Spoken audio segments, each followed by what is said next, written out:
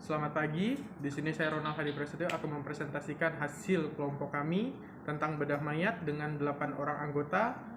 Saya akan perkenalkan anggota saya. Yang pertama, Pengki, Petronella Sari, Priscilia Rutnanda, Resi Depana, Ronald Hadi Prasetyo, tadi saya sendiri, Sika, Seling, dan Seros.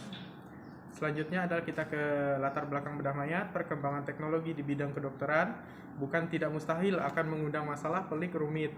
Dengan kemajuan teknologi, akan mempermudahkan para dokter dan tenaga medis untuk mendiagnosa mengenai suatu penyakit dapat lebih baik untuk dilakukan. Di samping itu, beberapa negara maju bahkan sudah mampu melakukan apa yang disebut dengan istilah BERT, Technology and Biological Engineering, teknologi maju atau di bidang ilmu iptek. Dengan demikian, masalah cepat lambatnya proses kematian seseorang penderita suatu penyakit seolah-olah dapat diatur oleh teknologi yang modern tersebut. Menyinggung masalah kematian, di sini ada 3 jenis kematian. Yang pertama adalah kematian yang terjadi karena suatu proses alami, suatu proses meninggalnya seseorang dengan keadaan sakit ataupun tidak sakit. Yang kedua adalah suatu kematian yang secara tidak wajar, kematian yang disebabkan oleh pembunuhan, kecelakaan, dan sebagainya. Yang ketiga adalah suatu kematian yang terjadi dengan pertolongan ataupun dengan tidak pertolongan dokter, seperti kematian yang diinginkan oleh keluarga pasien dengan persetujuan yang akan dilakukan pertolongan dokter untuk melakukan suntik mati atau eutanasia tersebut. Dan kunci dari bedah mayat sekarang adalah bedah mayat merupakan suatu perkara yang tidak dapat dielakkan, bukan asing lagi di semua kalangan maupun yang didengar oleh masyarakat sekarang. Selanjutnya, tujuan yang dilakukan dalam bedah mayat adalah ada 2 tujuan. Yang pertama untuk mengusut atau penyelidikan, termasuk alat-alat tubuh, susunan, dan bagian dalam. Yang kedua adalah hukum yang mengatur tentang bedah mayat tersebut, hukum positifnya bedah mayat tersebut.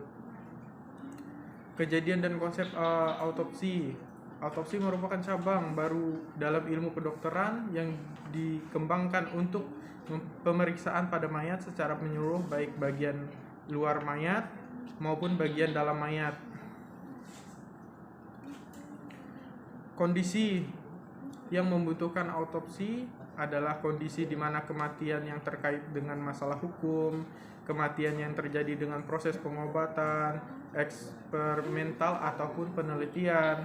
Yang selanjutnya adalah kematian yang secara tiba-tiba selama prosedur medis seperti prosedur pengobatan gigi, bedah, ataupun pengobatan lainnya.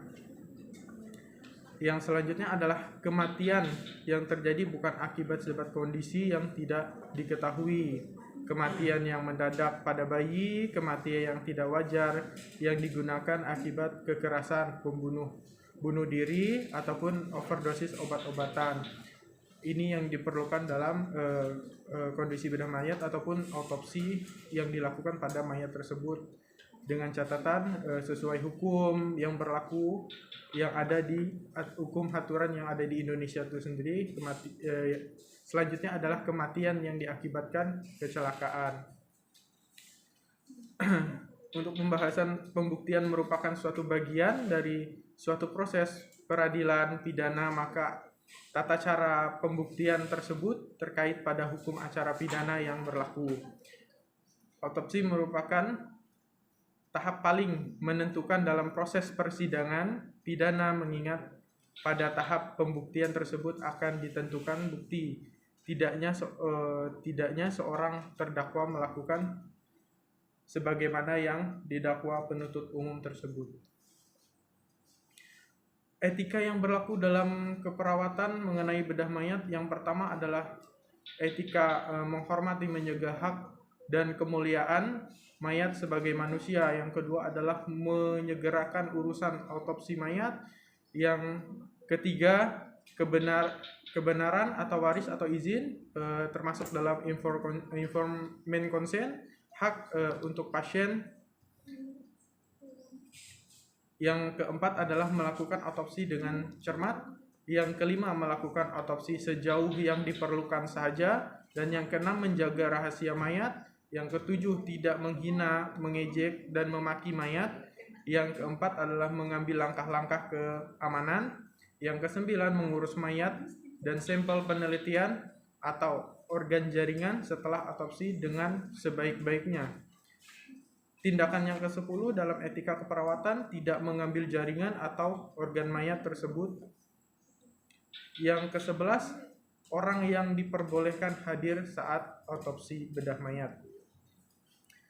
Dilihat dari sifat dalam terutama bagi visum et reptum, kondisi hidup yang terdiri dari 3 visum et reptum. Yang pertama visum et reptum yang dibuat selengkapnya sekaligus atau di definitif. Yang kedua adalah visum et reptum sementara, ini adalah yang dilakukan si korban yang sementara masih dirawat di rumah sakit atau akibat luka-luka karena penganiayaan. Yang ketiga, visum et reptum lanjutan bagi si korban yang dilakukan tersebut adalah visum et reptum sementara, kemudian lalu meninggalkan rumah sakit ataupun dokter lain, melarikan diri pulang dengan paksa ataupun meninggal dunia. Poinnya adalah dalam melaksanakan penelitian dan pengembangan dapat dilakukan bedah mayat untuk penyelidikan sebab penyakit dan atau sebab kematian serta pendidikan tenaga kesehatan. Bedah mayat dapat dilakukan oleh tenaga kesehatan yang mempunyai keahlian di kewenangan untuk itu dengan memperhatikan norma yang berlaku dalam masyarakat. Dengan memperhatikan persetujuan tertulis, penderita ataupun keluarga yang terdekat setelah penderita meninggal dunia apabila sebab kematian belum dapat ditentukan dengan pasti. Tanpa persetujuan penderita ataupun keluarga yang terdekat apabila diduga penderita menderita penyakit yang dapat menyebabkan orang lain dan masyarakat sekitarnya membahayakan orang lain dan masyarakat di sekitarnya. Yang selanjutnya adalah ilmu kedokteran yang mengusut dalam bedah mayat. Yang pertama, dalam satu masalah kegiatan ilmu kedokteran forensik yang merupakan cabang ilmu kedokteran yang memanfaatkan ilmu kedokteran dan ilmu lain terkait untuk kepentingan penegakan hukum. Di sini hukum yang mengatur sudah jelas dalam Undang-Undang Nomor 36 Tahun 2009 tentang Kesehatan dan Peraturan Pemerintahan Nomor 18 Tahun 1981 tentang bedah mayat klinis dan bedah mayat anatomis serta transplantasi alat maupun jaringan tubuh pada manusia. Diatur lagi dalam Undang-Undang Nomor 8 Tahun 1981 dalam pasal 183 Undang-Undang Nomor 8 Tahun 1881 dinyatakan hakim tidak boleh menjatuhkan pidana kepada seorang kecuali apabila dengan sekurang-kurangnya 2 alat bukti yang sah ia memperoleh keyakinan bahwa suatu tindakan pidana benar-benar terjadi dan terdakwa yang melakukannya. Di sini menurut pasal 184 ayat 1 Undang-Undang Nomor 8 Tahun 1981 adalah keterangan saksi, keterangan ahli, surat petunjuk, dan keterangan terdakwa. Yang selanjutnya, untuk mayat anatomis diperlukan mayat yang diperolehkan mayat dari rumah sakit dengan memperhatikan syarat-syarat sebagai berikut. Undang-undang yang mengatur tentang bedah mayat dalam pasal 2 huruf A dan C, pasal 7 menyebutkan bedah mayat anatomis dilakukan oleh mahasiswa kedokteran dan sarjana kedokteran di bawah pimpinan tanggung jawab langsung seorang ahli urai. Baik, ini sudah pada bagian akhir, pada bagian kesimpulan materi.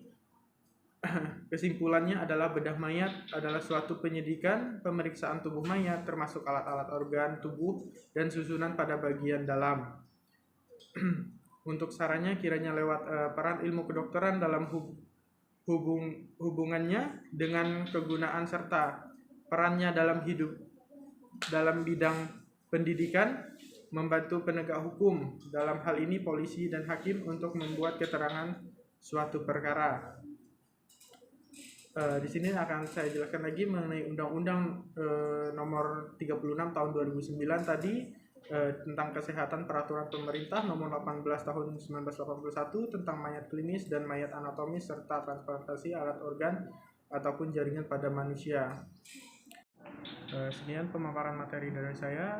Sekiranya materi ini dapat membantu teman-teman untuk melakukan pemaparan tentang materi bedah mayat. Kurang dan lebihnya saya mohon maaf. Terima kasih. Selamat pagi.